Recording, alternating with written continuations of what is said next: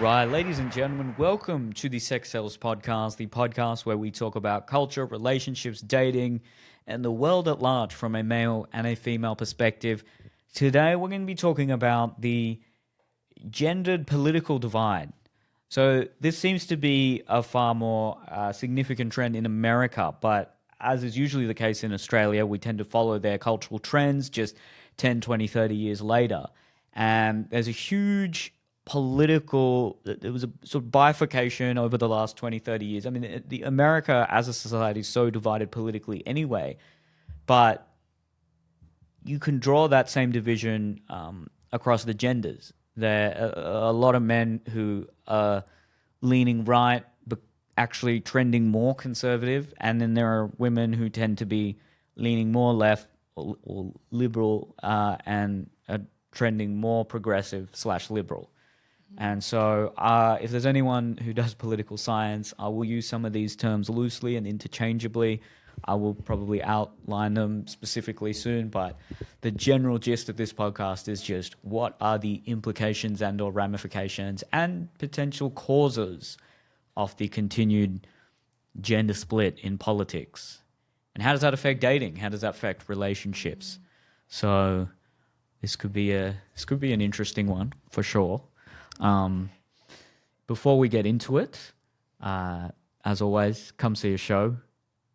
They're a lot funnier than what we're probably going to talk about.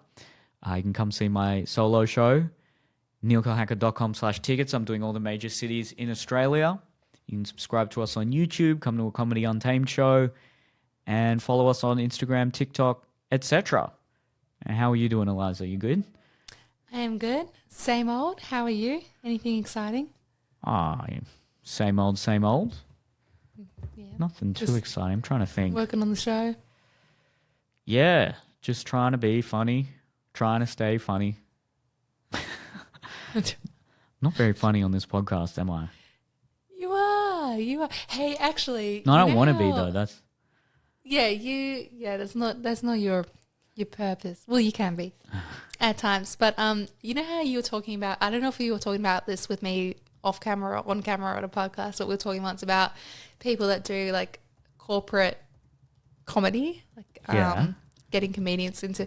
Someone was telling me that on the weekend I met a girl and she was saying that she went to like a conference recently and it was for mental health and they got like and it was all like mental health practitioners and they had a comedian come on to kind of be an icebreaker, and it was this huge conference, but she was like talking about like really violent or abrupt and confronting self-deprecating jokes about her mental health or having BPD or wanting to kill whoever or whatever, or herself or something like that.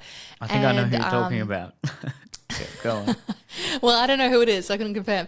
But and the person was telling me about it was like because they were all like health professionals, no one knew how to react. Like, do they laugh at this because they all deal with these clients on a day-to-day basis and it's really serious and they're all like really empathetic, or it was just like a really awkward, bordering on awkward, and then someone came out afterwards and like the host or whatever and was like, yeah, she came on because the purpose was to make you feel uncomfortable. And they were all like, was it though? Because she's a comedian doing a comedy show.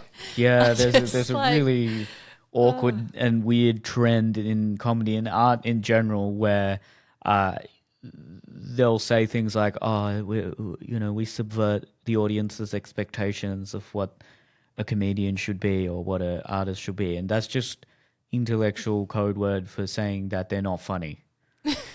And then there's also this trend of comedians evangelizing about their mental health to a room of strangers, and it's clearly some form of therapy for them. And a lot of strangers, some of them relate and some of them find it funny. A lot are like, you need help. Yeah. And it's really common, and I'm not a fan, but look, expression is expression, and some people like it. But so common, all over social media. So guys, I have depression.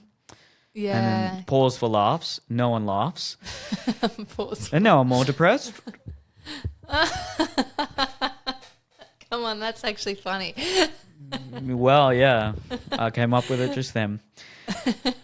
Or the other one is, they'll talk about suicide attempts and they'll do it in a very conversational way. It's some sort of form of, must be just a way that they can feel comfortable about it by talking to a bunch of strangers about it who laugh and therefore validate their experiences and by extension themselves, and thus it's a sort of pseudo therapy for them. But yeah, it's a weird thing because you can't, when people are talking about things like that, you can't it becomes hard to criticize them. Like with that Little Mermaid thing, if she's saying, oh, it's because of my race, well, what do?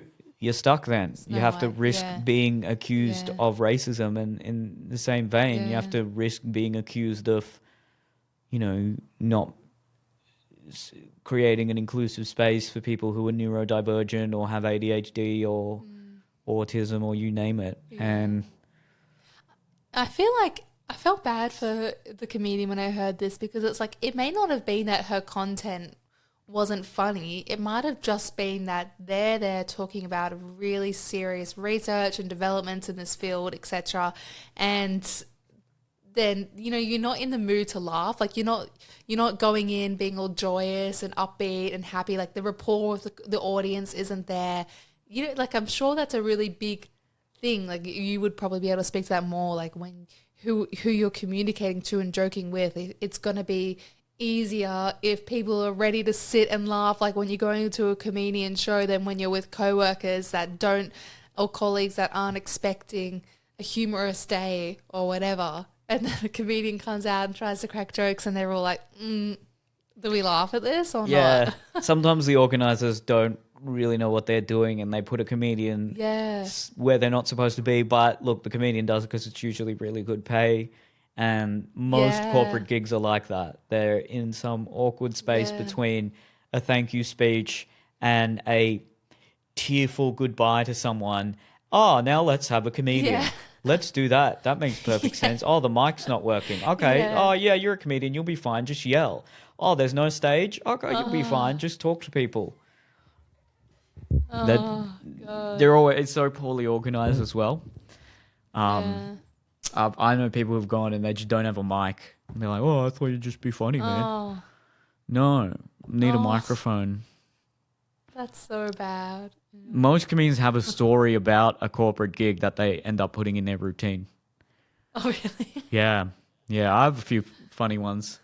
I don't think I've done a really terrible one. Oh, actually, recently I did one where it was like a rugby club, so there's a lot of Pacific Islanders. And then I asked the guy before, like, I can say anything, right? And so I have these jokes. And they're not like making fun of Christians, but there's just a joke I do about, it should be like if Jesus was Australian, and I just sort of follow that through line. And I didn't realize, Pacific Islanders are often very Christian, and they were all massive rugby players that weren't laughing much. So I went out the back way. Oh no. But and then once I did a gig at this Indian festival, and then I just made fun of other Indian groups, and they hated that. Oh no. Didn't want to book me again. When I was 15, I did a talent show because I'd won this national competition. This was probably to this day still the worst gig I've ever done. So I was 15, I did a talent show. They're like, yeah, you do your stand-up. And it was this performing arts centre next to a church, smack bang in the middle of Sydney's North Shore. This was all very affluent people. And a lot of people from the church came over. So there's these older, affluent churchgoers who come to see this talent show. And then there's all these little 4-year-olds playing the flute. And then they put me on. And I thought, all right, next to a church, I'll do some church jokes. And there was one person, my friend up the back was cackling. Everyone else was dead silent. And the host had to apologize after I was done, saying, no. Guys, he's usually really funny. Oh, no. Sorry if you were offended. And I was Definitely a Oh, unique experience, that one. that would have been traumatizing. He's usually funny. Nah, Sorry if you you're just offended. give Oh, yourself a shoot. narrative of, oh no, they're just dumb and I'm great. So that's Yeah, a they way are. to cope with it. But um, I guess speaking of religion and mental health, there was a trend that's this is tangential to what we'll end up talking about. That I cannot verify this because I saw it on Twitter, but I trust the person who posted it. Mm. And there was a graph showing women under the age of 34, or it was young women in America, and they compared women who were liberal. So when I say liberal in America now sort of means, I guess, progressive. Doesn't necessarily mean Mm-hmm. classically Mm. liberal, which was more about individualism and Mm. freedom, but left wing, Mm. if you want to say that, and then women who were conservative, and they showed that the mental health concerns of women who were liberal was something like more than 50% had some sort of mental health issue, and Mm. that had Yeah. increased dramatically over the last decade or so. Whereas for Yeah. conservative women, it had been a very slight uptick, but it was way lower. Now, I don't know if this was self-reported. Again, I cannot verify it was a graph, but it was posted by someone who I do trust, and it relates to my personal experience. I would guess something like that would Yeah. be true, but there would also maybe be more diagnoses in people who were more likely to seek out help or something like that. But Mm. I found that really interesting that Mm. Mm. there's just an abundance of mental health issues in people who are left leaning politically. And there's a few theories as to why that may be. It could be because that side of politics is deeply concerned about existential issues like climate change or Mm. deforestation. Well, Yeah. just like sort of larger issues that create a lot of personal dread when you, as an individual, have minimal control over these. It also could be that people who have a temperament that's more susceptible to mental health issues are more attracted to left wing ideals. And that could be because, they're more likely to be creative, to be on the sensitive side, to be Mm. culturally liberal, and people who are creative and artistic generally are more neurotic and don't often have a consistent sense of self and are often more susceptible to mental health issues. And I can attest to that being in the comedy and arts industry. Mm. Everyone has a mental health issue. In fact, I think I'm an anomaly for not having one. Um, or it could be that there's something that the conservative political ethos has that is ameliorating a lot of the mental health concerns for younger Yeah. women. And this was specifically for women. I didn't see a graph for men. My guess would be there would also still be a gap, but maybe not as pronounced. Um, and then that leads into maybe some of the other things I want to talk about on this podcast, which is that there are now dating apps specifically in America where you are just dating people who agree with your politics. You want to filter Yeah. out people who might be Yeah. right wing or left wing because people don't want to date them. And the big red flag for a lot of people can be someone who they just have political opinions that I disagree with. And when I say political opinions, that's a broad brush. That's a broad conception of some ideas that could be deeply philosophical and intrinsic to what we believe is righteous and just. Some would say they are political differences or ideological differences. It's obviously very complex, but the basic gist is that these political requirements in dating seem to be increasing compared to, say, our parents' generation. When in theory, you would think they had more to be worried about politically from someone. So, particularly maybe our Yeah. grandparents' generation. Say, if you were dating in the 1960s, where some people were hippies, free love, uh, bra burning, second wave feminist, smoke weed, don't go to Vietnam, compared to some people who are still deeply religious and Catholic and or Protestant, saying, you know, being gay is a sin, and, you know, you name it, whatever stock standard conservative values would have been at the time.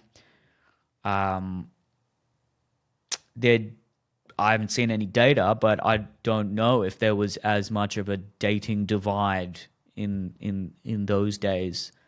For any baby boomers listening, maybe they can let us know. But it'd be interesting to know if people were more aligned as well, just as a general population, were they more aligned politically than they are now? It seems to be, I agree, like very polarizing. And sometimes it's funny because I find like when we talk about these things, sometimes I'm like, oh yeah, and I almost forget about it because my social media pages is such an echo chamber for my own political views that I forget sometimes that people feel differently almost. Like every time I go onto Facebook, which is so much more boomer, you know, and I see an article about, like, I follow a girl on TikTok who I really love, and she doesn't shave her armpits, and she's a little bit plus size, like a little bit fat.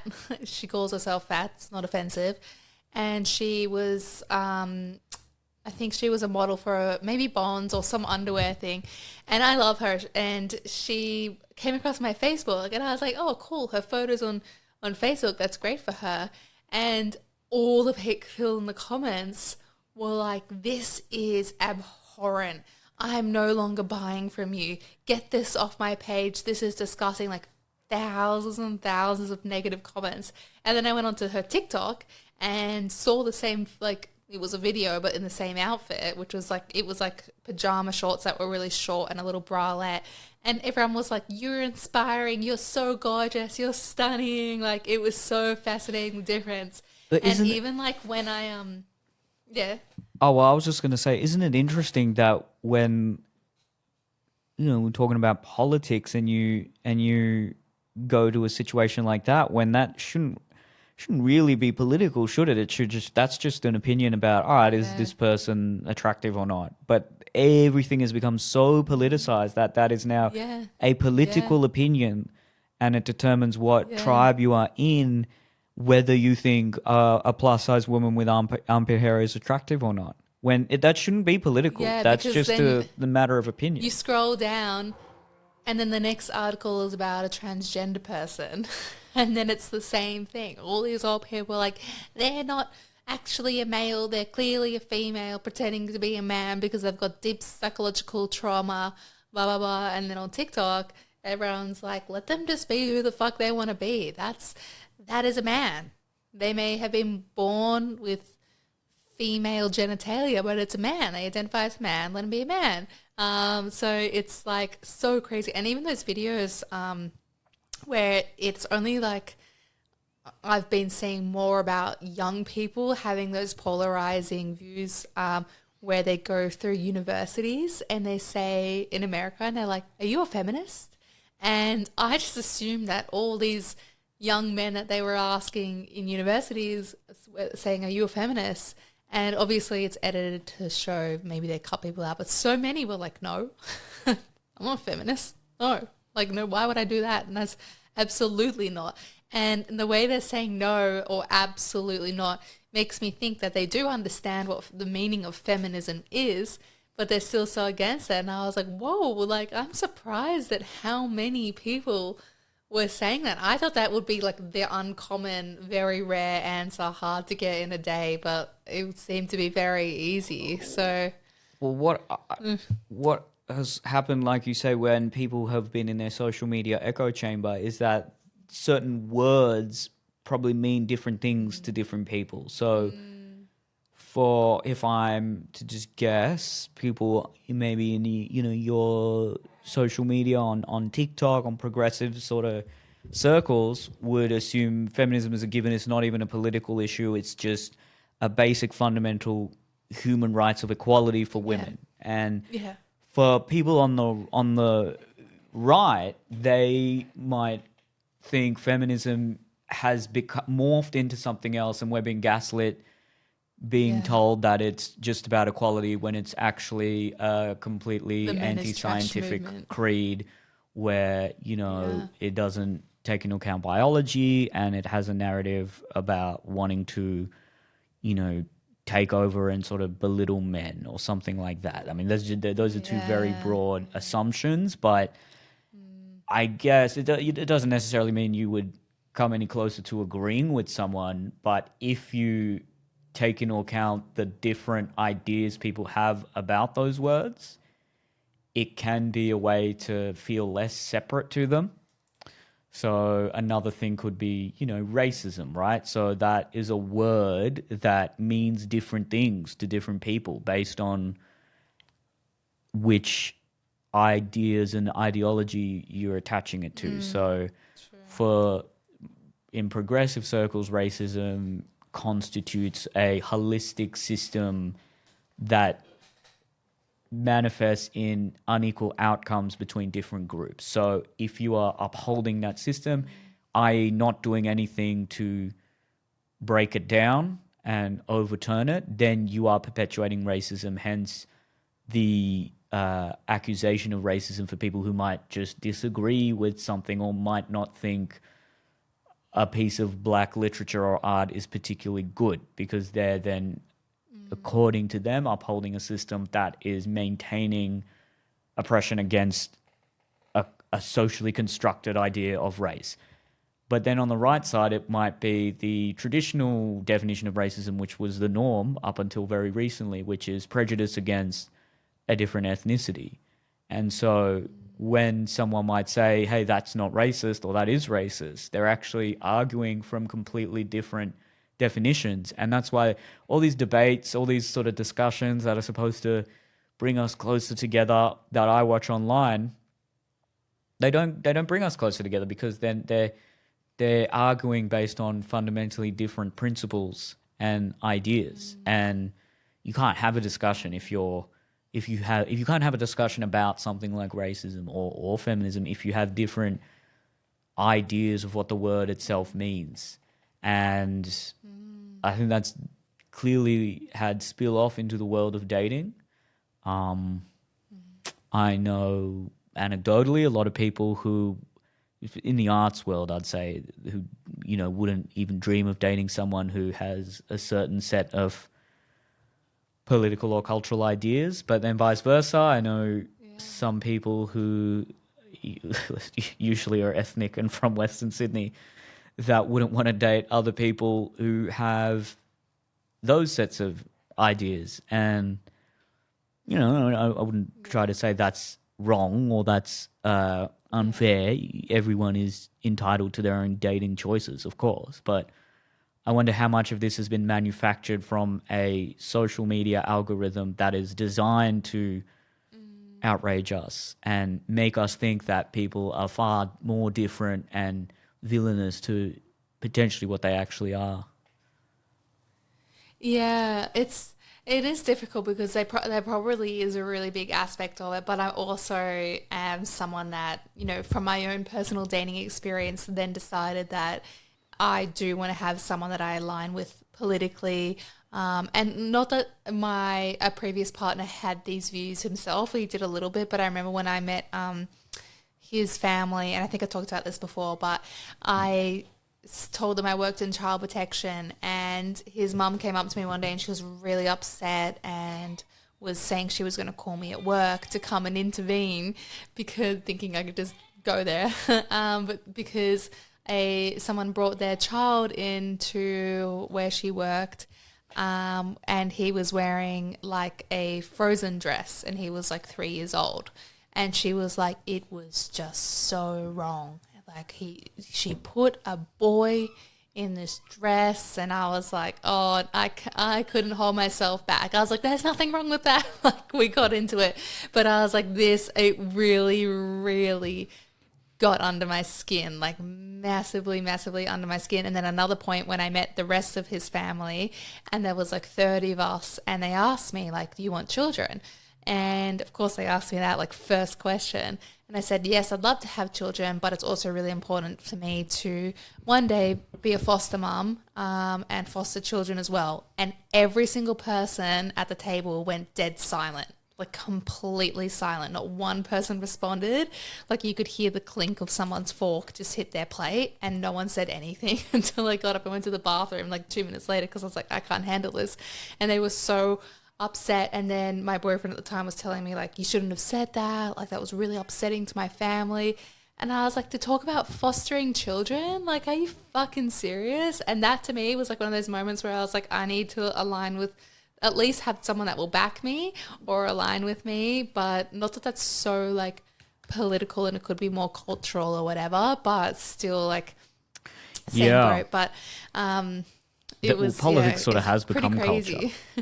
That is crazy. Yeah, that's a good point. Yeah.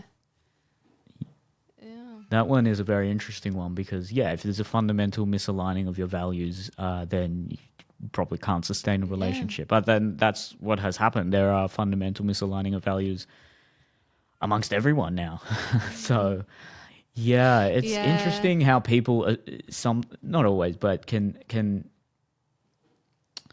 So on a date, they might hear a certain phrase or a sentence and it becomes a heuristic that determines everything about that other person. So, maybe these guys who watch these red pill podcasts where there's the 2 guys and 7 women and they're always just telling them that they're 4s. If they're on a date with someone and the girl says something like, something that could be construed as, quote unquote woke or progressive, they'd immediately dismiss her entirely and say, no, can't date someone who's a super woke feminist or something like that. When you don't know her full opinions, you don't know the nuances she may hold and, what she actually wants and things. And similarly, if a guy might say something like, you can't, I don't know, could say something like, you can't say anything anymore or something like that on a date, or just make a joke and then that's a huge red flag and it becomes a heuristic that determines exactly what this person thinks and who he is and whether he's a good or bad person. And, we have to do that on dates because we have to make a judgment on someone based on sometimes only an hour of interaction and you have to make certain assumptions about them. But I wonder how many relationships could have been healthy had it not been for social media. And at the same time, how many relationships wouldn't have come about. I think this has been such a transformative technology to our dating lives, but just our cultural, ethical, philosophical lives. It's been really interesting, and I think when you're in those social media echo chambers, and look, I do this. I think we all kind of do this. We tend to be exposed to the worst version of other ideas. So, you're very rarely exposed to the video of someone who might have always been predominantly on the left or progressive, but has now got one slightly different opinion on one issue, and it's very nuanced and intelligent. Neither are you exposed to the, like what you were saying in the last podcast, the woman who would classify themselves as a feminist, but also would want to have children and want to, be a mum and things like that. You're instead exposed to the most extreme versions of either side, which is the guy who wants to have multiple wives or, thinks women shouldn't work or whatever. And then the woman who shaves her head and, wants to kill all men and that kind of thing. And neither of those people are real. Like they exist, but they're very small slivers of the population. I don't think they are a substantial group. I think they gain a lot of traction online because they're so outrageous and it appeals to people's sense of self and their narrative that like, oh, look, the other side is so crazy. I'm normal. When no, that's just a crazy person. Sure. What, on a larger scale, what are your thoughts on this? I saw, how there's a big thing in Japan at the moment because the birth rates are so extremely low. Women are choosing not to have babies for a multitude of reasons, and one of the big reasons is that I hear is, amongst many, is they're also making a stand against the way that Japanese men treat their partners. And I saw this video that went viral that's saying that with everything going on around the world where people are trying to control women's birth control, their right to abortions, the laws around birth, etc. With everything going on, it's because men are starting to catch on that women control the population because women can decide when they have babies, and it's becoming an issue on a political level with all these laws being made in place, but also on a psychological level for men where it's like they have to compete now with, of course they've always had to compete with men, but in a different way where their hypermasculinity is no longer the attractive quality in order to bear children, or even the money. It's who's stable, who's emotionally present, who is fair, calm, consistent, compassionate, etc. Where those hypermasculine men are no longer finding women to have babies with them, or not even hypermasculine, but just aggressive or not that type of parent, and so they're coming up in arms, and then they're joining or advocating for political views and parties that inhibit women from making choices about their own bodies and reproductive health, etc. So then it's bringing men to that movement and women from that movement into the other side.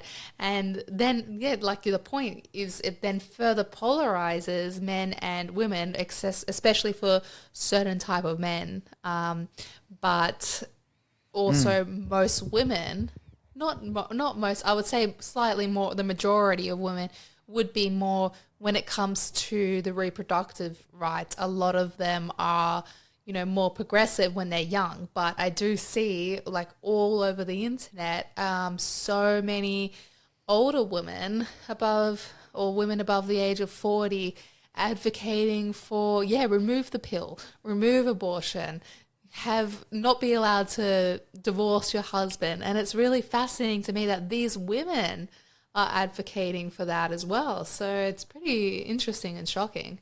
Yeah, there's a lot there. The first thing I want to say is that there does seem to be this narrative that I'm sure has some definite truth to it, that throughout the 20th century, historically, it was just these brutish, aggressive men that seem to get partners, and both the guys on those kind of podcasts and maybe some on the progressive side think that. But when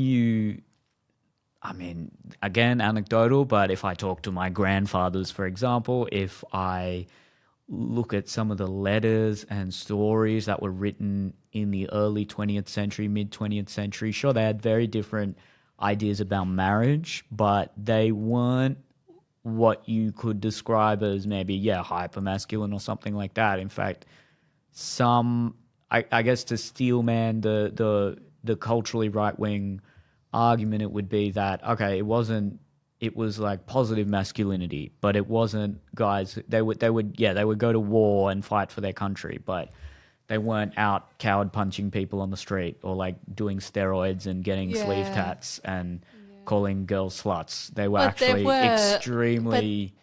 Well, they're in the jail. They actually used to bash... and again, this is just one little story. They used to bash any man who was in there that was any kind of crime against a woman. He was ostracized, bashed, totally seen as lesser than actual murderers, and now they don't do that. But that's just one little story there. But I'm not trying to say that it was some kind of progressive, sensitive male utopia back then either. But I don't know if we fully know what it was like in the 100 years ago even. Yeah, because those things are all true. Like the expression of masculinity was different, and in some ways people would say that was better. That's the way it should be. The physicality of it, etc. But also then you think, well, those men were also much more likely to physically abuse their women, or their families, and they were also much less likely to be present in their families. I read a study saying that millennial men are 3 times more present in their children's life than any other generation before them, which is pretty amazing when you think about that, like 3 times more present, which is great, and the impact that that will have on their children. And I was talking about this with Adrian yesterday when we were looking at those kids in the playground where that guy was ignoring his child being a brat, and he was on his phone the whole time for like an hour, did not even look up once to look at his kid. In fact, when we were leaving, he had lost the kid because he just wasn't looking at him, just completely ignoring him, wasn't paying any attention. And then this other dad came in with a kid similar age, a bit older, and the dad was so gentle, so sweet, so calm, and this kid was just so beautiful. And the dad watched him the whole time. If he was being rough, he'd be like, "Hey, buddy, gentle hands, that's a baby," like really sweet, really present. And I was like, God, this guy is raising such a good kid. And it's so interesting because when the first dad pulled up the child eventually, the one time he said something to the kid, the bratty kid, I didn't know what he was saying because he was speaking in French, and the child was responding in English, and the child was saying, "I am the eldest here. These babies are so annoying. They need to respect their elder." And he was so like stern talking about it. I'm like, where is this kid learning this language? He was so like boisterous and rude and aggressive. And Adrian and I was saying that kid is definitely a bully at his school, but the impact, I was saying, like the impact of a child that has his father's attention versus the child that didn't was so interesting to just observe in real time. It's kids the same age and their dad's right there and how they interacted, and then those children's personality. I'm not saying that kid was a dickhead just because of his dad.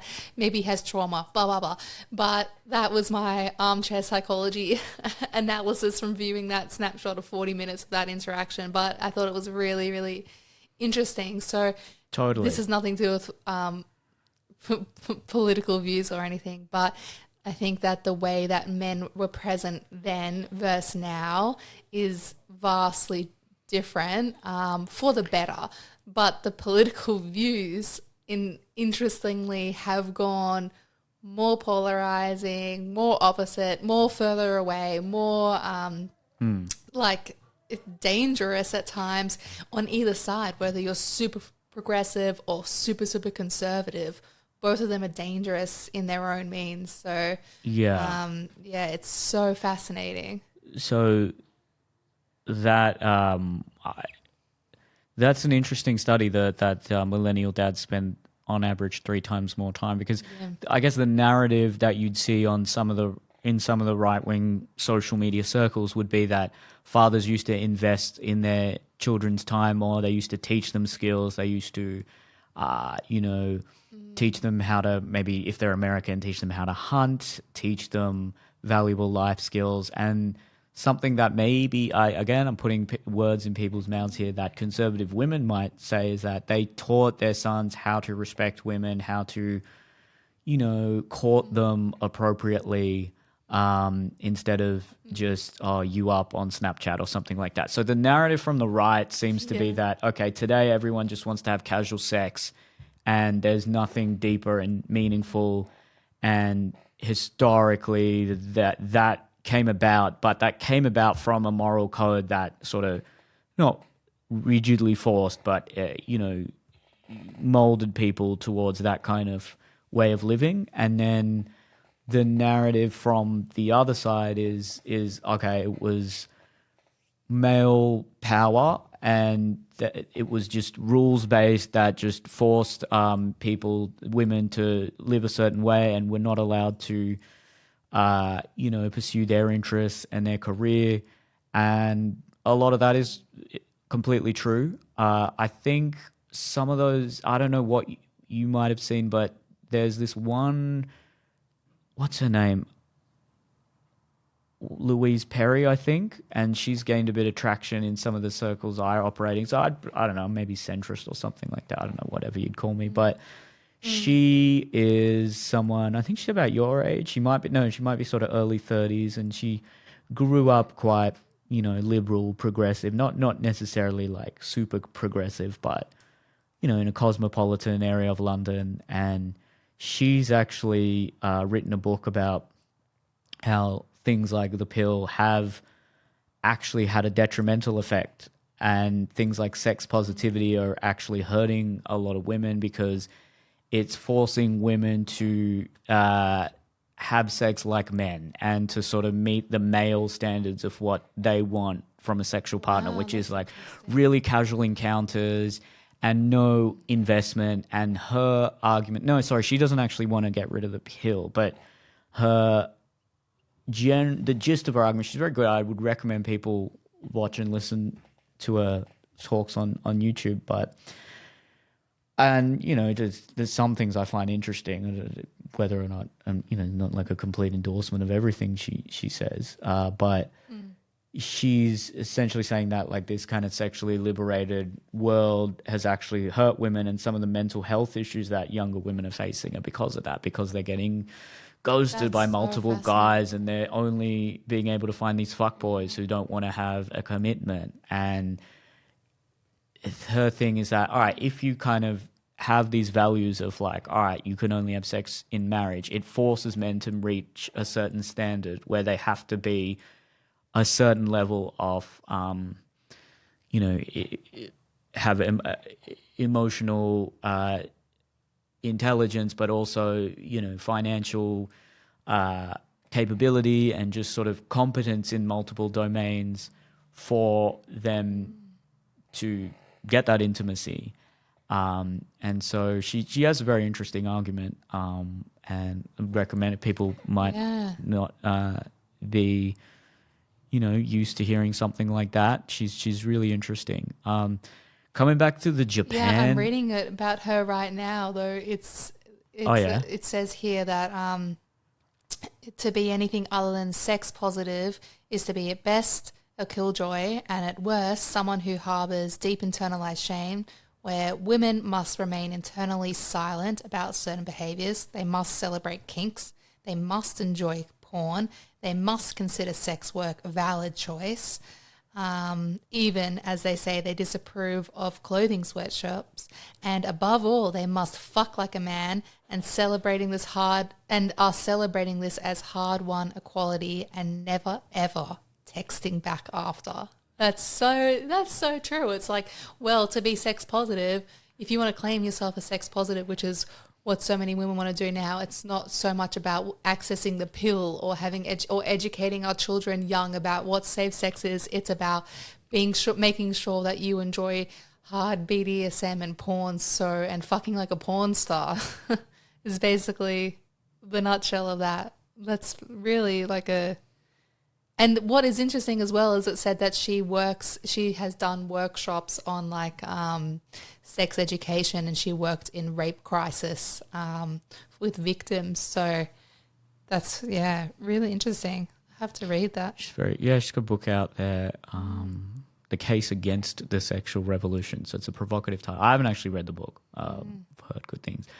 The greater political ramifications, like you were talking about in Japan, are both depressing but interesting, because there specifically, in a lot of East Asia, they still seem to expect a certain traditional form of courtship and marriage, but they maybe not living up to that same masculine standard. I'm talking about the men here. And simultaneously, the world clearly has changed a lot. There's a huge birth gap. And so because Japan doesn't have a huge amount of immigration, their population is decreasing. Now, it's almost a deeply ironic issue where the women are making pretty rational choices if all the men are weebs who sit there and watch hentai all day and can't actually meet a certain standard that they deem to be worthy of being a husband or a father for their children. Yet if a mass amount of women are not having children, a mass amount of couples are not having children, then the economy actually faces collapse in 20 to 30 years, because there are a growing amount of older people who rely on social welfare, and there isn't enough of a tax base to match that. As the worker pool dwindles, the infrastructure doesn't match the dwindling pool of workers. And throughout history, when there's been population decline like that, it usually hasn't been good for standard of living and for the internal culture and policies of the country. So it's one of those things almost like climate change, right? Where like you should, without a doubt, be able to make individual choices. But then if a plurality of people are making an individual choice to not have children and the country doesn't have immigrants, then by the time you might be middle-aged or in your old age, you may bear the consequences of a dwindling population and of a population that is skewing old. And then if people are also having just one or two children, and then let's say healthcare is no longer on the table, then they have to make choices to look after their parents. And I did a deep dive on this. There's a really interesting documentary called Birth Gap, and that is talking about how since the 70s, a lot of industrialized first world countries have had below replacement fertility rates. And certain countries like Japan, South Korea, Italy, and Germany, Russia, they're really ahead on that. So their population curve is huge among the 50 to 60-year-old demographic. But as they move into retirement, then they're going to have to face some issues. And more often than not, that then starts to affect the people who are young. There's massive youth unemployment in a lot of those countries. So there are these macro concerns. But then, no one knows what to do, because you can't really have not in these countries, not yet, you can't exactly have a government that's like, handmaiden's tale, you have to have children or something. So usually what they do is just increase immigration, and that has its consequences as well. You then are bringing people who might have very different cultural ideas, and then that also, usually immigrants are more culturally and politically conservative, and so all of these countries tend to be trending towards a conservative kind of outcome, just because the conservative or right-wing religious types are the ones who tend to have more children, and usually that is passed on. It's not always, because if you look at the 20th century, there was a mass secularization of people who would have had very religious great-grandparents and then were no longer religious. And religion doesn't always imply what politics you might have, but culturally, if say they did some graphs in America, right, where like Republicans tend to have more, on average, I think it was 2.5 children, and Democrats have like 1.4 or something. I think if I remember that correctly. That's and so then they played that out and look, it likely won't just trend perfectly over the course of the next few decades, but they said that like the population of more what could be described as conservative communities would triple or quadruple, and the more progressive population would end up dwindling. And as a result, then because it's a democracy, they would end up winning elections. So in Israel, that's already happening. The ultra-Orthodox Jews have an average of 5 to 6 kids each, and they've done that for the last few decades, and they are now 10 to 15% of the population, and they're projected to become 30 to 40% of the population sometime this century. Wow. So not the Mormons, the Amish in America. So the people who live in those kind of communities as though it's still the 1800s, they also have an average of 6 kids, and they did a projection where if that birth rate continued and the rest of America's birth rate continued to decline at the same rate, it was something like the year 2150 or something, there'd be more Amish than non-Amish in the country. Now, that That's obviously is so like fascinating. taking into Yeah. account a lot of things. That means like they'd continue that birth rate. That means no one would change, and that does tend to happen. But yeah, there's That a is sort a of really interesting. I'd never even considered, like, realized that before. Obviously, when you say it, I'm like, well, that makes sense. But God, I hadn't even made that connection. That is fascinating. It's like, as much as people say, religion is dying out and there's more atheists or whatever. Well, who's having the babies?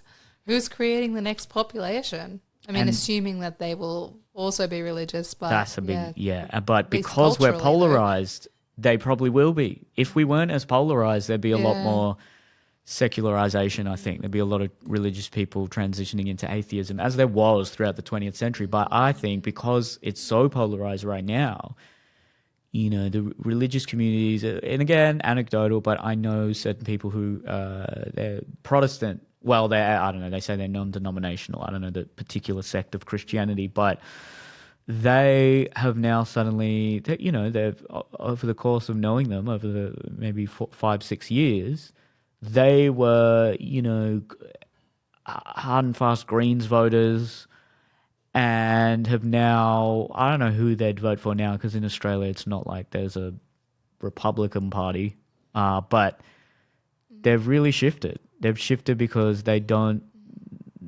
feel like they're not allowed to teach their kids what they want to teach their kids, that there are certain things that are creeping into Australian schools that they're not comfortable with their kids learning.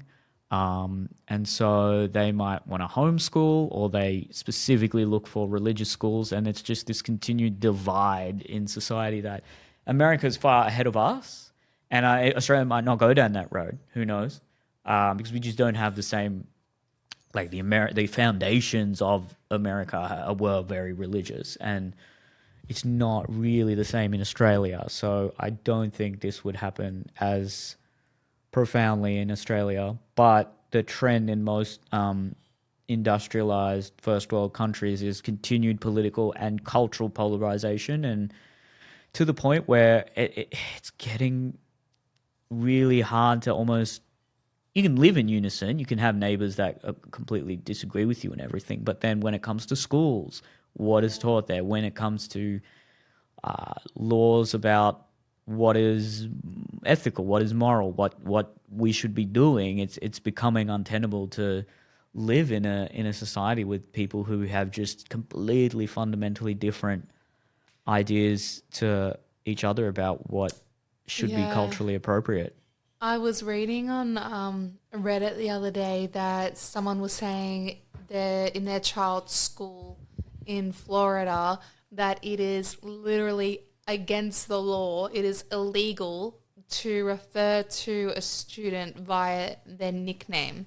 So if you're born Charles and your nickname is Charlie, no, he has to be referred to as Charles. And so people were saying, like, why the fuck is that a thing? And then Americans are replying, being like, this is all over Florida, and it's so that people can't refer to, like, trans kids with their new name of the new gender. They have to be referred to via their birth name, therefore not validating that they are trans.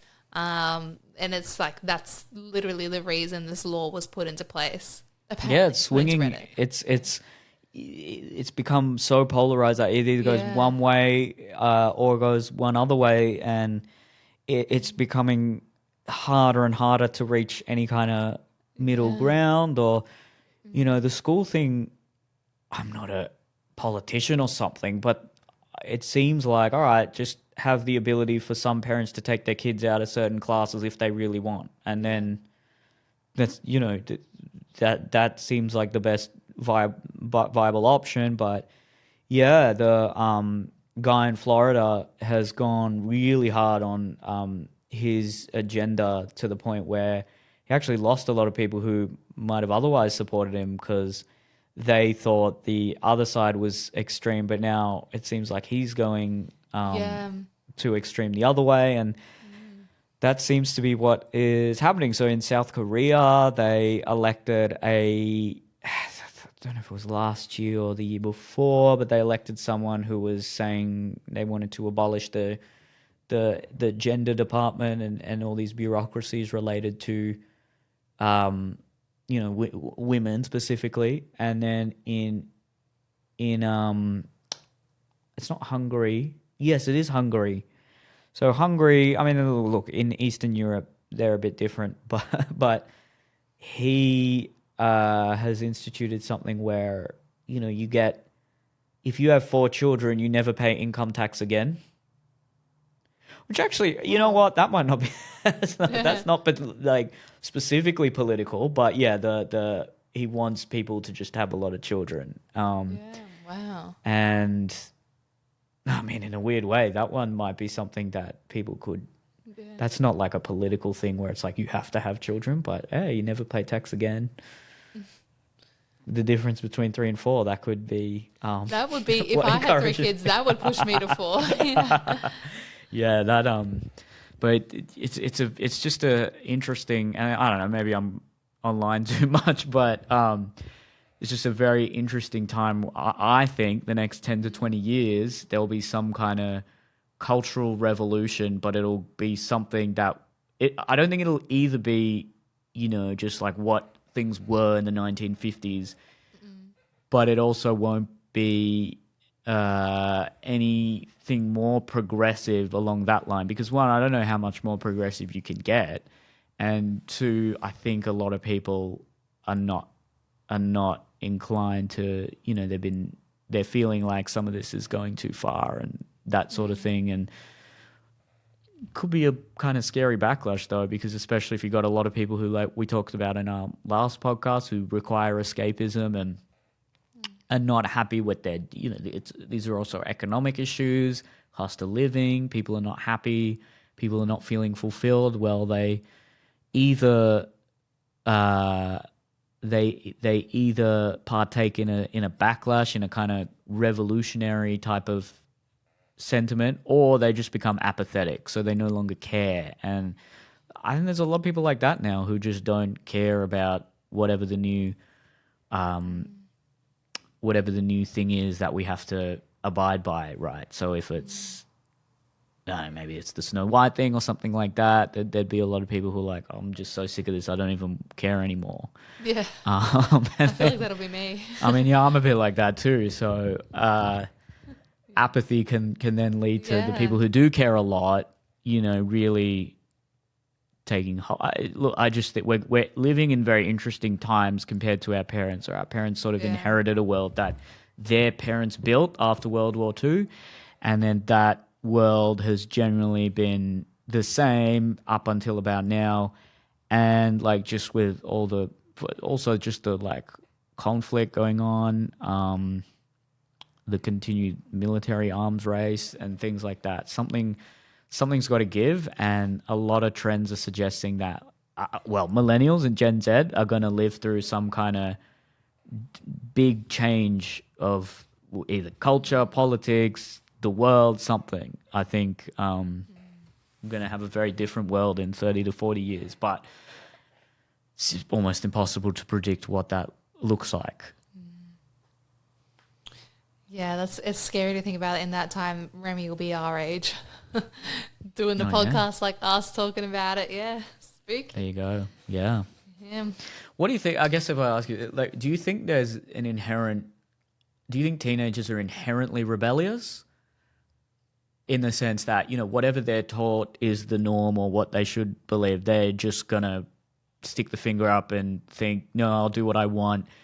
And, biologically, that might have been the time where they're trying to gain their independence and get away from the tribe. Or do you think they're rebellious one way exclusively? So they'll always tend to be more,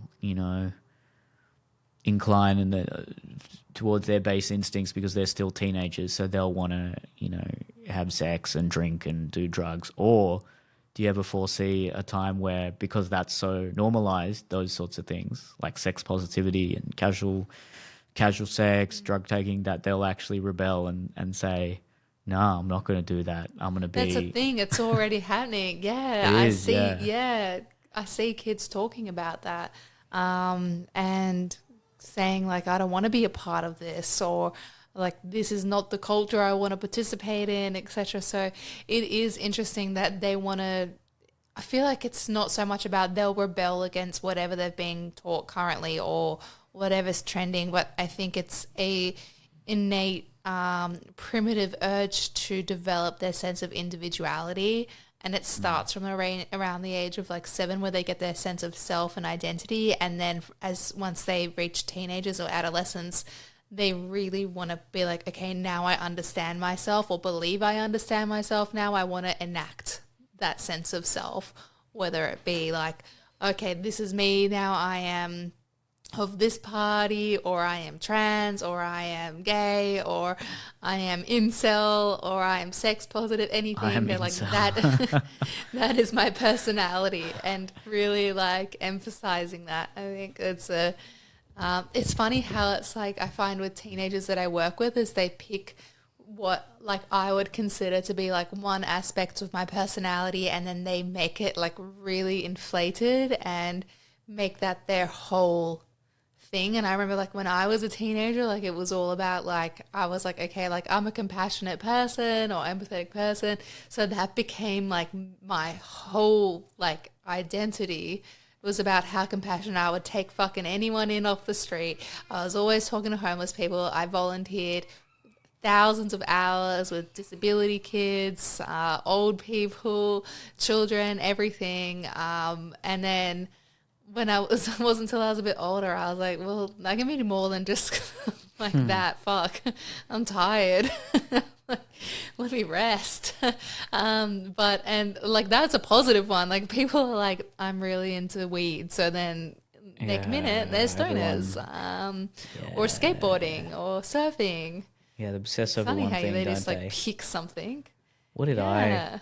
Was yours just like I think entertainment? I think it was. I think Yeah. that was my major focus then. And yeah, I'm funny and I'm a comedian. That was, and it still is. Yeah. No, not as much Well, now. yeah. But I think that would have been, yeah. Yeah, if I were to describe myself, if I was a teenager again and someone asked me, how would you describe yourself? I would say, yeah, funny would be a part of it, I think. Yeah. And maybe create, not so much creative. I don't know. Funny and smart, I'd say. Yeah. Hasn't really changed. Yeah, that's still, Probably that's still how I someone would to describe you. What are your best qualities? Oh, I think I'm smart. I think I'm funny. Those are great Yeah. qualities. Yeah, you're right though. That you just amplify what that one thing that you feel is intrinsic to your sense of self, and then you start to maybe diversify that as you get older. Or sometimes it's like I'm tough, and then they become a bully or violent, or they go into the military, and like it's so fascinating how it's like what you inflate can be such a indication of your future, but not necessarily. Like Adrian was stoner when he was a teenager, and that he never goes near anything now because he hates it. But and I don't think that was a fundamental part of his story. He was like, this is just what I did. Like that was it. And then I dropped out of school and got into trade. Yeah. Interesting. That's his villain story. Yeah. Yeah, or being the party. Yeah, maybe late teens, early 20s. Are you the party person? Yeah. That part of our identity is so central and probably determines the course of our life in a way. It's also a very Western thing, though, that sense of individual identity. That's not necessarily something that you really get in other cultures, although that might be changing.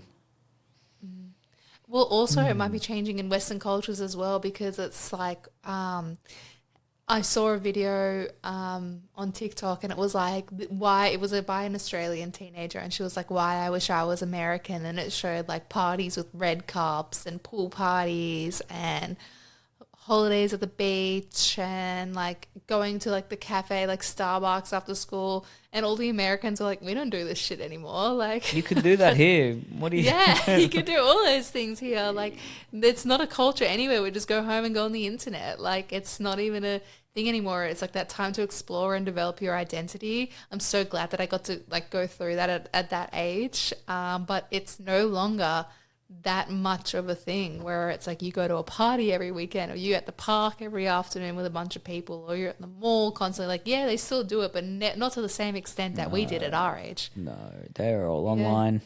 Yeah. Scary. All right, well, I hope I didn't depress you with all that. Yeah. Existentialism. Yeah. Go have a crisis later. Yeah.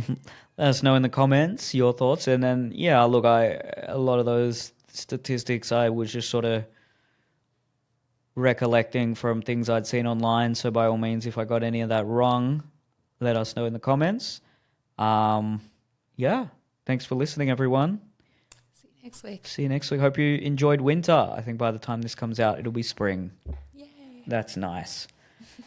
All right, bye, guys.